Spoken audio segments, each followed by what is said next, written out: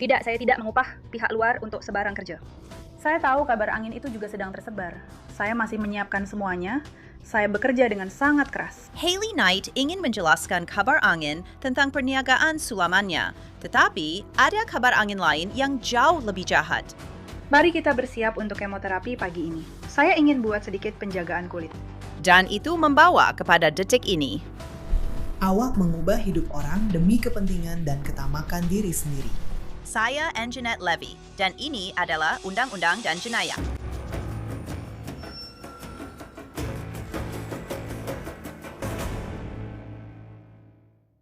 Haley Knight ialah seorang wanita yang boleh Anda panggil sebagai sesumpah, tetapi dalam cara yang paling buruk sekali. Haley Knight ialah seorang penipu, dan dia juga seorang artis penipuan. Dia sendiri telah mengakuinya. Dia mengkhianati orang yang dia panggil kawan selama bertahun-tahun dan juga orang yang dia tak pernah jumpa yang ingin membantunya. Dan sekarang dia akan dipenjarakan kerana perbuatannya itu. Knight ialah seorang jururawat yang banyak melakukan kerja-kerja sulaman jarum. Lihatlah. Mari kita lihat sedikit apa yang saya simpan dalam beg sulaman saya. Jadi, perkara pertama ialah bekas kecil ini. Di dalam sini, saya ada semua barang yang jarang saya gunakan, tapi masih mungkin diperlukan semasa membuat sulaman jarum. Jadi, pack kecil tembaga untuk kanvas saya. Ini untuk kerja penamat, beberapa alat pemoyak jahitan, dan alat kecil ini yang saya sangat suka. Saya rasa ia dipanggil Stitcher's best friend atau sesuatu seperti itu, tapi ia sangat membantu untuk menolak benang kembali semasa Anda menjahit. Dan kemudian saya ada gunting ini, yang saya tak guna sekerap gunting saya yang lain, yaitu yang ini. Tapi saya suka guna yang ini bila saya memotong benang skein yang baru. Jadi yang ini saya simpan dalam beg saya. Nampak tak berbahaya kan? Seorang wanita dan beg sulamnya, tapi semuanya hanyalah satu penyamaran kerana nampaknya hampir semua yang Haley Knight katakan atau lakukan dalam talian sepanjang beberapa tahun lepas adalah satu penipuan. Dan sekarang dia telah mengaku bahawa dia malah sanggup berpura-pura didiagnosis kanser pada tahun 2024 demi simpati dan wang. Ini Rachel Rydell membincangkan bagaimana dia bertemu dengan Haley Knight di Nevada. Saya bertemu dengan Haley. Sebenarnya dia adalah salah seorang pekerja saya. Saya telah mengambilnya bekerja dengan saya di sebuah pusat pembedahan. Dan dia memang sangat baik. Maksud saya, suaminya Charles juga bekerja di sana. Dia juga sangat baik, seperti pasangan yang sederhana. Dan dia pernah beritahu saya yang dia buat pemasaran internet. Dan saya sendiri tidak begitu mahir dalam hal-hal internet itu. Jadi dia cuma kata yang dia ada akses kepada diskaun melalui Like to Know. Dan pada asalnya cuba menjual beg tangan dia sendiri. Dan saya akan selitkan beberapa email itu sekarang. Di sini dia tanya sama ada saya nak beli beg tangan dia. Dan kemudian dia terus bercakap tentang diskaun dan diskaun Rolex dia di sini. Tanya sama ada saya nak dan sahkan tarikh. Saya tanya dia macam mana ia berfungsi. Jadi di tengah-tengah semua itu, dia masih bekerja di pusat pembedahan. Dan saya ingat dia macam bila dia bangun dari duduk, dia akan berlakon macam sakit belakang teruk dan cakap yang dia nak pergi jumpa doktor untuk buat MRI dan imbasan untuk tengok apa yang tak kena dengan dia. Dan sehari selepas saya hantar duit kepada dia, dia berhenti kerja. Dan kemudian beberapa minggu selepas itu, dia mula muat naik GoFundMe dan kata dia ada kanser pankreas. Kanser pankreas memang sangat serius. Ia mempunyai salah satu kadar kematian tertinggi kerana biasanya ia hanya dikesan apabila sudah berada di peringkat akhir penyakit. Ini adalah GoFundMe yang telah disediakan oleh Haley Knight. Akaun itu telah diaktifkan sejak beberapa lama sekarang. Haley Knight telah menipu ramai orang mengenai diagnosis kanser ini dan dia juga memuat naik tentangnya di TikTok. Mari kita bersiap untuk kemoterapi pagi ini. Saya nak buat sedikit penjagaan kulit. Biasanya saya tak bersiap sangat, tapi saya nak rasa sedikit terurus. Jadi saya cuci muka, gosok gigi, buat penjagaan kulit, dan buat gua sha, yang saya memang suka buat. Ia sangat membantu untuk saliran limfa. Saya juga letak SPF sebab saya rasa ia perlu. Sedikit concealer bawah mata, sudah tentu. Sapu pelembap bibir, kening, sedikit pemerah pipi sebab kenapa tidak. Dan saya pun dah bersedia untuk pergi. Kebelakangan ini, Avery selalu buat satu perkara, bila pintu garaj tutup, dia akan melambai. Sangat comel, memang kegemaran saya. Baru sahaja habis rawatan kemo, dapat balutan baru, yang saya memang gembira tentangnya. Saya beli kopi sebab saya rasa saya layak untuknya. Dan sekarang, mari kita teruskan dengan hari ini. Itu video yang agak terperinci, bercakap tentang persiapan untuk menjalani kemoterapi. Tetapi penipuan oleh Hailey Knight bukan hanya tentang diagnosis kanser, walaupun itu adalah bahagian yang sangat teruk dan menyedihkan. Mangsa-mangsanya berkata mereka sebenarnya kehilangan ribuan dolar kerana Hailey berjanji akan memberi mereka akses kepada perjalanan dan pekerjaan. Dia telah menjemput saya, suami saya, dan anak-anak untuk pergi ke Disneyland. Dengan semua perbelanjaan ditanggung, kami hanya pilih tarikh dan perlu berada di sana. Jadi dalam message yang saya akan tunjukkan, anda akan lihat banyak perkara tentang dia bercakap mengenai Disney. Dan jika anda lihat penipuan orang lain, itu satu lagi penipuan yang dia jalankan. Di mana dia mendakwa dia ada urusan dengan Four Seasons dan dia akan bawa anda ke Four Seasons. Anda hanya perlu bayar deposit. Dan kemudian apabila tiba harinya, perjalanan-perjalanan ini sebenarnya tidak wujud. Jadi anda akan tahu tentang itu tidak lama lagi. Ada banyak lagi penipuan seperti itu di luar sana juga. Rachel Rydell berkata dia benar-benar rasa kasihan terhadap kawannya. Tetapi kemudian dia mula melihat perkara-perkara yang tidak masuk akal untuk seseorang yang sedang menjalani kemoterapi utama. Ingat, ini berlaku pada tahun 2024. Ini adalah beberapa perkara yang dia muat naik yang benar-benar buat saya tertanya-tanya. Oke, ada sesuatu yang tak kena di sini. Di mana ada asap, di situ ada api. 16 Mac, dia mula menjalani kemoterapi dan radiasi dengan pembedahan pada 10 April. Dia tunjukkan port dia pada 16 April dan kemudian buat video bersiap bersama saya. Pada 22 Mei di GoFundMe, dia kata dia akan pasang port sekali lagi dan mula kemoterapi Red Devil. Tapi pada 13 Jun tiada port dan sekarang dia telah mula perniagaan baru membuat sulaman jarum tanpa sebarang port di sini. Jadi dia mendakwa bahawa cold cap telah menyelamatkan rambutnya. Tetapi itu sebenarnya tidak berkesan untuk kemoterapi Red Devil. Dan untuk dia memulakan perniagaan baru sambil menjalani semua pembedahan dan rawatan ini, semuanya seperti tidak masuk akal. Tapi maksud saya rasa sangat bersalah mempersoalkan seorang wanita berumur 28 tahun yang kononnya sedang nazak akibat kanser. Dan untuk mengatakan dia ada ketumbuhan baru berukuran 4 cm, memberitahu saya bahawa rawatannya tidak berkesan. Kansernya semakin berkembang dan keadaannya memang tidak baik untuk dia. Jadi saya rasa sangat bersalah kerana mempunyai perasaan bahawa dia tidak jujur. Sekarang dia mahu memulangkan wang kami melalui Emilio. Tapi wang itu tak pernah sampai. Dan saya asyik mendesak dia untuk pulangkan duit saya. Dia kata dia baru balik dari New York dan tinggal di rumah kakaknya. Tapi tak tahu alamatnya. Saya pula rasa ini dah tahun 2024. Zelle, Venmo, Cash App, burung merpati pun tak apa. Saya tak kisah. Tolong pulangkan duit saya kak pada tahap ini. Jadi rasanya macam satu halangan lepas satu halangan, tak ada cek, tak ada bayaran tak boleh buat, itu pun tak boleh, ini pun tak boleh. Saya memang dah penat sangat dengan semua ni. Jadi saya pun pergi tengok Facebook dia dan dia ada sesi fotografi keluarga di pantai. Dan kalau awak tengok, cuba tengok ni.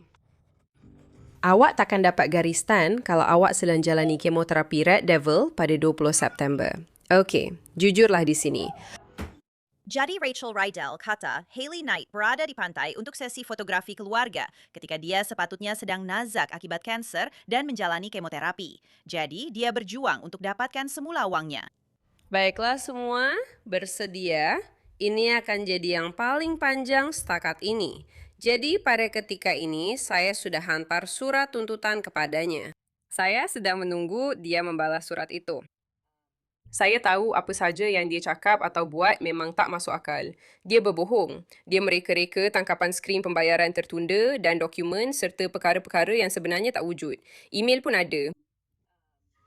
Seperti yang saya katakan, saya telah menghantar surat tuntutan kepadanya dan saya juga telah menghantar pautan kepada Undang-Undang Nevada NRS yang menerangkan dengan jelas apa itu penipuan. Akhirnya, pada satu ketika, dia bersetuju untuk selesaikan perkara ini. Dia berikan saya penjelasan ringkas tentang apa yang berlaku. Dan semoga berjaya.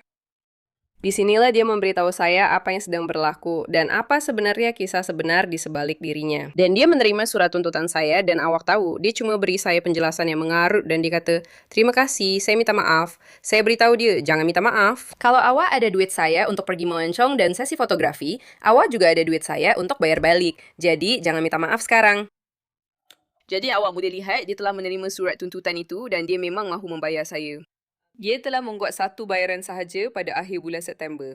Dan kemudian pada 4 Oktober sepatutnya bayaran kedua dia perlu dibuat. Saya tak pasti, mungkin sekitar pukul 10 pagi. Dan sebahagian besar penipuan dia adalah dia cuba mainkan emosi anda. Jadi masa dia mula-mula bawa orang beg tangan tu, dia kata, simpan saja, dah pakai sampai yang baru sampai. Dan maaflah, saya takkan berlagak dengan barang berjenama orang lain. Saya sanggup tunggu beg saya sendiri. Tapi saya juga bukan bodoh. Jadi saya simpan beg dia sebab dia pegang duit saya. Dia sepatutnya hantar bayaran terakhir saya, tapi berani pula dia hantar label pemulangan. Macam saya nak pulangkan beg tangan dia sebelum saya dapat baki duit saya. Dan saya memang dah muak dengan dia. Saya betul-betul dah tak tahan dengan dia. Beginilah semuanya berakhir sepanjang November. Dan dia berani pula hantar surat amaran kepada saya selepas saya muat naik di TikTok tentang apa yang berlaku selepas saya filekan saman. Yang mana saya akan biarkan beberapa mesej terakhir ini berjalan dan anda boleh lihat sendiri bagaimana semuanya berakhir. Rumah kad Hailey Knight runtuh. Dia telah mengaku bersalah atas satu pertuduhan mencuri, satu kesalahan feloni kelas C di Nevada. Dia hadir di mahkamah untuk hukuman, di mana mangsa-mangsanya menceritakan tentang kesakitan yang dia sebabkan kepada mereka. Yang berhormat Hakim, nama saya Corey King. Seperti kebanyakan mangsa, saya tidak pernah terbayang akan berdiri di dalam mahkamah membaca kenyataan impak mangsa. Tiada seorang pun daripada kami mahu berada di sini hari ini, tetapi saya percaya suara kami layak untuk didengari. Dan saya berharap dengan berkongsi pengalaman saya, mahkamah dapat lebih memahami kesan tindakan Hailey terhadap saya dan keluarga saya. Saya mengenali Hailey lebih sedekat yang lalu. Sejak itu, dia menunjukkan dirinya sebagai seorang kawan yang boleh dipercayai dan telah membina Kerjaya yang berjaya sebagai pencipta kandungan. Hailey memulakan blog fashion dan selepas tamat sekolah menengah, dia kemudian membina pengikut di Instagram. Dia bercakap tentang bekerjasama dengan jenama-jenama terkenal dan syarikat hotel. Hailey dan suaminya Charles bekerja dengan jam minimum di pekerjaan konvensional mereka sebagai jururawat berdaftar. Hailey mendakwa dia sangat berjaya dalam kerjaya penciptaan kandungannya dan berkata dia telah membina hubungan dengan pelbagai jenama sepanjang tahun-tahun ini. Berdasarkan kehidupan yang ditonjolkan oleh Hailey dan keyakinan yang ditunjukkannya, saya tiada sebab untuk meragui dia. Apa yang saya tahu sekarang ialah kebanyakan perkara yang Hailey tunjukkan kepada saya adalah satu penipuan. Hailey menyamar sebagai beberapa wakil Hotel Four Seasons selama berbulan-bulan. Ia bermula dengan seseorang yang Hailey dakwa sebagai wakil Four Seasons bernama Beatrice Adams. Corey Fink memberitahu hakim bahawa Hailey yang menyamar sebagai Beatrice Adams memberitahu mereka bahawa Four Seasons sedang mencari pencipta kandungan untuk diambil bekerja. Corey berkata dia dan adiknya sangat menantikan perjalanan yang dijanjikan kepada mereka, tetapi rancangan itu sentiasa gagal. Setiap kali sesuatu mula tidak masuk akal, pasti ada penjelasan lain yang diberikan. Selepas rasa kecewa, keliru, dan banyak air mata, Hailey, Sydney, dan saya berbincang untuk mendapatkan peguam bagi membantu kami keluar dari kepusukan ini. Hailey mencadangkan seorang peguam tempatan yang katanya mempunyai hubungan rapat dengannya dan pernah mewakilinya sebelum ini. Kami kemudian mengetahui bahawa komunikasi yang kami sangka datang daripada pasukan guaman sebenarnya datang daripada Hailey sendiri. Satu lagi lapisan penipuan. Bila saya imbas kembali sekarang, apa yang mengganggu saya ialah betapa terperincinya semuanya. Ini bukan sekadar nama yang dia cipta. Orang-orang ini ada personality, jawatan, penjelasan, dan perbualan yang berterusan. Ada kontrak, perjanjian yuran pendahuluan yang ditandatangani, dan juga komunikasi daripada apa yang kami percaya sebagai pasukan guaman. Sampai hari ini, saya masih sukar untuk memahami berapa banyak usaha yang telah dicurahkan untuk semua ini. Setiap kali sesuatu mula tidak masuk akal, akan ada penjelasan lain, dokumen lain, orang lain, dan alasan lain untuk terus percaya. Rasanya seperti penipuan itu tidak pernah berhenti. Ia benar-benar manipulasi dan penderaan emosi. Pada satu ketika, abang saya mulai curiga terhadap niat Hailey. Apabila saya menyebutnya kepada dia melalui message, ini adalah jawabannya. Saya tak tahan lagi. Saya tak salahkan dia. Saya tahu semua orang tertekan. Saya faham. Tapi memang teruk bila saya rasa tertekan sebab perlu buktikan semua ini kepada semua orang. Dan kemudian ada pula yang fikir, saya dengan rela hati akan buat semua orang lalui trauma ini. Membaca mesej ini sekarang memang menakutkan kerana ia menunjukkan Hailey faham trauma yang disebabkan kepada keluarga saya dan saya sendiri. Tapi dia tetap terus menipu juga. Kesan kewamat itu telah mengubah haluan hidup saya kerana saya percaya apa yang Hailey katakan kepada saya. Saya berhenti kerja. Saya membuat keputusan tentang masa depan saya berdasarkan peluang yang saya percaya adalah benar. Apabila semuanya musnah, saya tidak lagi mampu membayar bil saya. Saya terpaksa berpindah pulang ke Nevada untuk tinggal tetap dan bergantung kepada ahli keluarga untuk sokongan. Saya meminjam uang daripada orang yang saya sayang hanya untuk teruskan hidup. Saya kehilangan segala-galanya yang telah saya bina untuk diri saya sendiri. Tetapi Corey Fink berkata ini hanyalah sebahagian daripada pengkhianatan kepercayaan beliau oleh Hailey Knight. Bila saya kenang kembali, memang sakit hati bila sadar betapa kerap kebaikan dan kepercayaan saya diambil kesempatan. Kemudian datang pula diagnosis kanker.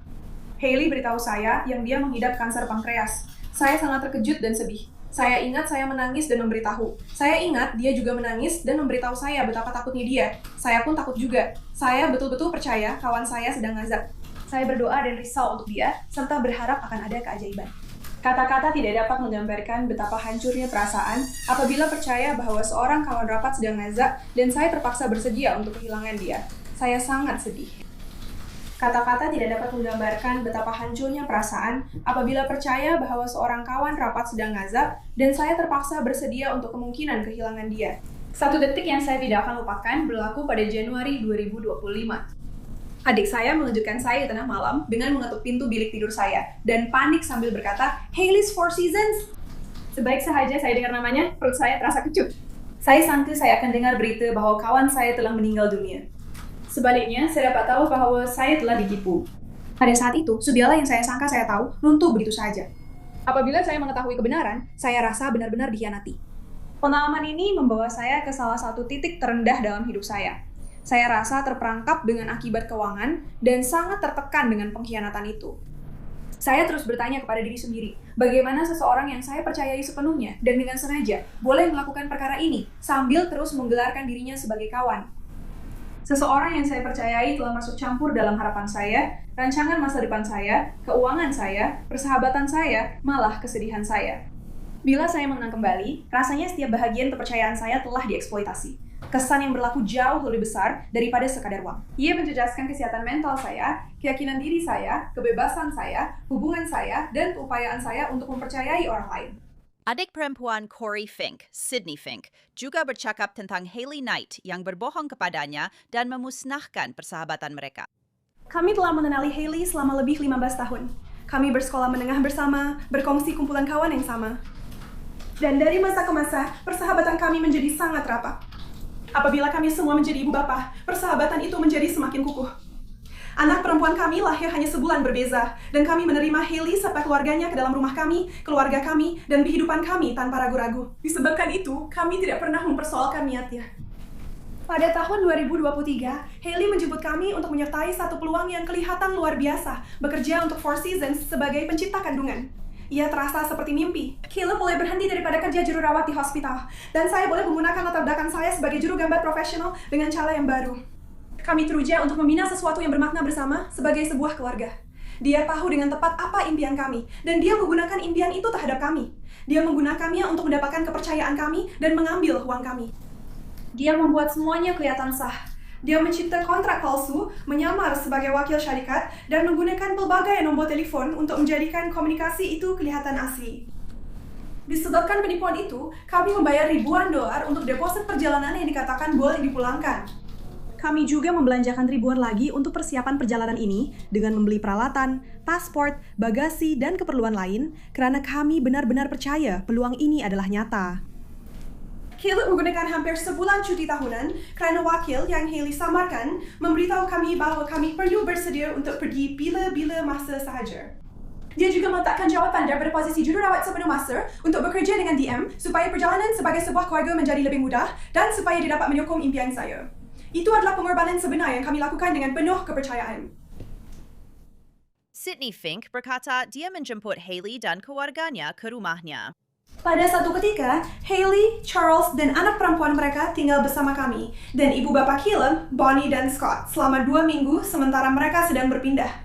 Caleb dan saya mengorbankan bilik tidur kami dan tidur di bilik anak-anak kami supaya mereka sekeluarga dapat tinggal dengan selesa. Sepanjang tempoh itu, ia terus menipu kami, sedangkan dia tidur di katil yang kami kosongkan khas untuknya. Sehingga sekarang, saya masih tidak percaya dia sanggup buat begitu di rumah kami sendiri. Apabila kebenaran akhirnya terbongkar, sesuatu dalam rumah kami berubah. Kami bukan sahaja rasa terluka. Kami rasa seolah-olah ruang pribadi kami dicabuli. Kami jadi sangat paranoid, sehingga kami beli pengesan kamera tersembunyi kerana kami sudah tidak tahu siapa dia sebenarnya dan apa yang dia mampu lakukan. Sepanjang semua ini, Hailey memanipulasi kami dengan air mata palsu dan cerita sedih yang berterusan. Dia menggambarkan dirinya sebagai mangsa, sambil menjadikan orang lain sebagai penjahat, mencetuskan ketegangan dan ketidakpercayaan yang tidak perlu antara kami dan orang lain yang kami sayangi. Dia tahu dengan tepat bagaimana untuk mengambil kesempatan terhadap belas kasihan dan kepercayaan kami. Dia juga mendakwa dia menghidap kanser, sesuatu yang kini kami tahu adalah satu penipuan. Dia menggunakan penipuan itu sekali lagi atau penipuan itu untuk mendapatkan simpati, kesabaran, sokongan keuangan, dan bantuan daripada kami. Dan daripada ramai lagi orang lain, kami menjaga anak-anaknya. Sementara dia berkata, dia pergi menjalani rawatan atau memerlukan rehat. Secara keseluruhan, Hayley Knight telah mencuri sebanyak $19,787. Hayley Knight bercakap semasa hukuman dijatuhkan. Saya tahu saya berada di sini kerana tindakan saya sendiri, dan saya bertanggung jawab atas perkara itu. Saya memikirkan tentang pilihan saya dan orang yang telah saya sakiti setiap hari. Penyesalan yang saya rasa atas tindakan saya adalah sesuatu yang saya bawa bersama saya. Ada banyak perkara yang saya harap saya boleh ubah dan lakukan dengan cara yang berbeza. Tetapi saya tidak boleh mengubah masa lalu. Maafkan saya. Apa yang saya boleh lakukan hanyalah belajar daripada tindakan saya sebelum ini dan terus maju ke hadapan. Saya tidak akan minta maaf. Anda perlu bercakap dengan mahkamah. Saya tahu Anda mungkin mahu meminta maaf kepada mereka. Mereka boleh mendengar kata-kata Anda, tetapi Anda tidak boleh bercakap secara langsung dengan mereka. Oke. Saya ingin mengatakan saya minta maaf kepada Sydney dan kepada keluarga Sydney. Sydney pernah menjadi salah seorang kawan baik saya, dan ia menyakitkan bila mengetahui bahwa tindakan saya telah menyebabkan begitu banyak kesakitan kepada seseorang yang saya sangat ambil berat. Saya juga memikirkan tentang kesan yang telah berlaku kepada keluarga saya sendiri. Suami saya, anak-anak saya, ibu bapak saya, adik-beradik perempuan saya, dan orang-orang yang menyayangi saya terpaksa menanggung akibat daripada tindakan saya bersama-sama saya. Saya tahu ini sangat menyakitkan bagi mereka, dan saya kesal karena membuat mereka melalui semua itu. Anak-anak perempuan saya segalanya bagi saya. Mereka adalah sebab saya terus berusaha untuk menjadi lebih baik. Apabila saya melihat mereka, saya terfikir tentang jenis insan dan ibu yang saya ingin jadi. Saya mahu mereka melihat seseorang yang bertanggung jawab atas tindakannya, belajar daripadanya, dan terus maju ke hadapan.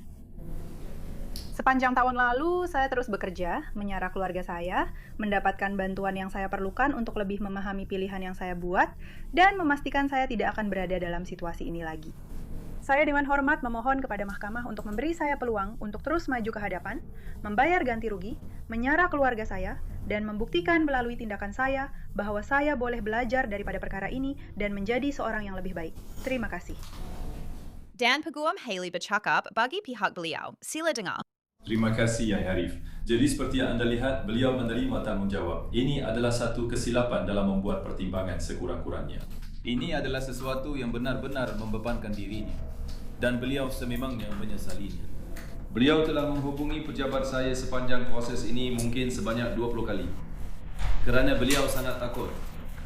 Kerana beliau tahu apa yang telah dilakukannya telah menyakiti orang lain. Dan kerana anda melihat latar belakang beliau dan anda berkata kepada diri sendiri, bagaimana seseorang yang tiada rekod, seorang jururawat berdaftar, membantu orang, menjaga orang, melakukan segala-galanya dengan betul, berumur 30 tahun dan tiba-tiba kita sampai ke tahap ini. Kenapa? Apa yang berlaku di sini? Jadi tiada apa-apa alasan, justifikasi atau apa-apa seperti itu. Saya cuma ingin menyebut beberapa sebab yang dia alami pada masa itu. Secara khusus, satu perkara ialah kesihatan mentalnya. Baiklah, dia sedang menghadapi beberapa masalah di situ. Dia telah diberikan ubat. Dia tidak mengambil ubat itu. Dia mengalami kemurungan selepas bersalin, kebimbangan, OCD, perkara-perkara seperti itu. Jadi dia sedang melalui semua perkara itu. Sekali lagi, itu bukan alasan. Anda terjebak dalam sesuatu di mana pada mulanya anda mempunyai niat yang baik. Daripada bercakap dengannya. Tetapi sekarang anda berada dalam situasi di mana anda mula mendapat wang dan ia adalah penipuan. Dan kemudian anda terjebak dalam hal ini dengan cepat. Mungkin saya telah berjaya menyembunyikannya sehinggalah anda tidak lagi dapat melakukannya.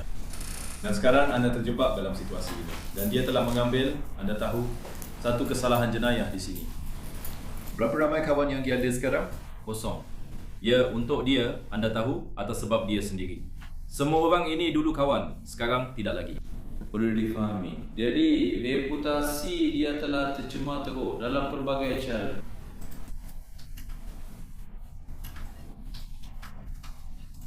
Dan dia telah dikecam lagi. Bukan soal pembenaran atau alasan. Saya hanya memberitahu anda tentang apa yang telah berlaku dalam kes ini dan bagaimana ia benar-benar memberi kesan kepada dia. Yang paling penting, bagaimana ia memberi kesan kepada mangsa kerana mangsa telah bersuara atas sebab tertentu dan mereka kecewa dengan dia atas sebab tertentu. Jadi memang patut pun kami faham perkara itu. Saya harap Yang Arif mengambil serius kata-kata yang diucapkan hari ini kerana ia adalah tulen, ia adalah ikhlas. Dan kami mohon agar Yang Arif mengikuti dan berunding. Akhirnya, hakim tidak melepaskan Hayley Knight daripada hukuman.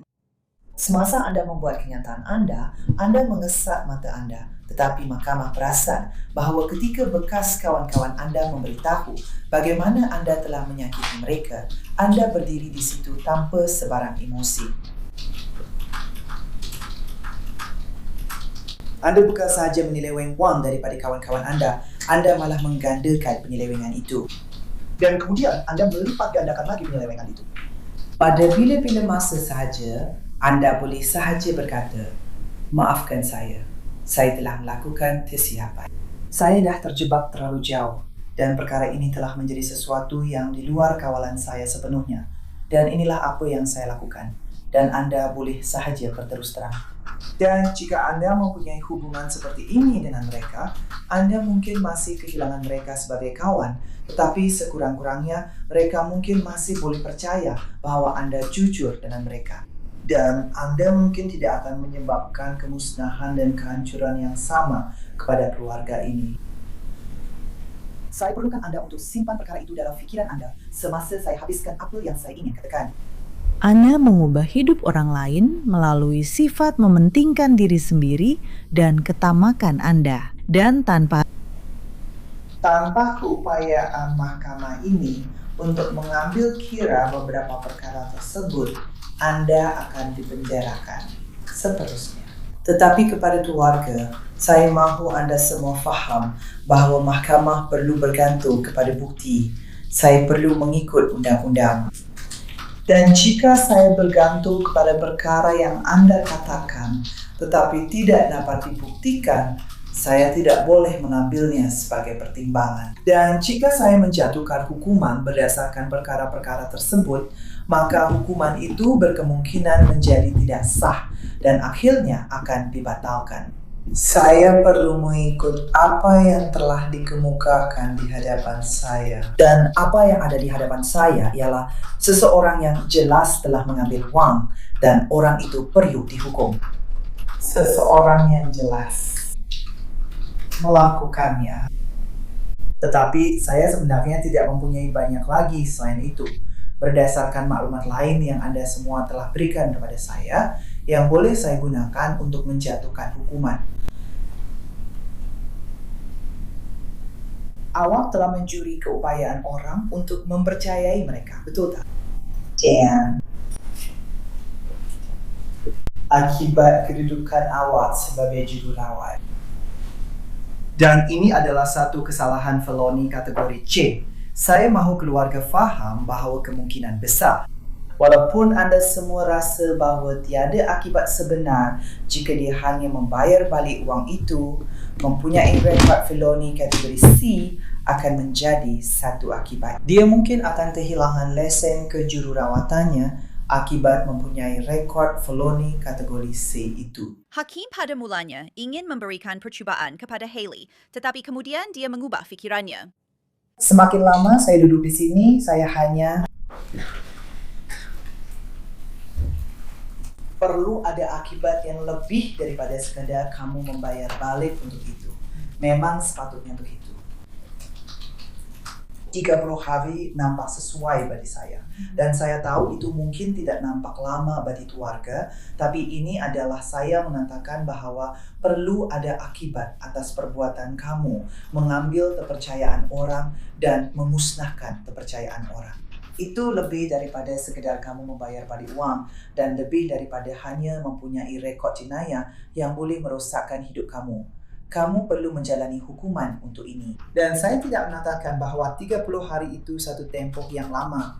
Tetapi bagi seseorang yang tidak pernah dipenjara dan tidak pernah berada dalam sistem, Itu adalah satu tempoh yang sangat bermakna. Jadi, saya akan menjatuhkan hukuman 30 hari, tetapi saya akan memberi kamu seminggu untuk menyerah diri supaya kamu boleh menguruskan urusan kamu dalam minggu hadapan. Hayley Knight akan menjalani hukuman penjara selama 30 hari. Bagi mangsa-mangsanya, ia tidak akan pernah cukup. Dan itu sahaja untuk episode Crime Fix kali ini. Saya Antoinette Levy, terima kasih kerana bersama saya. Jumpa lagi pada episode akan datang.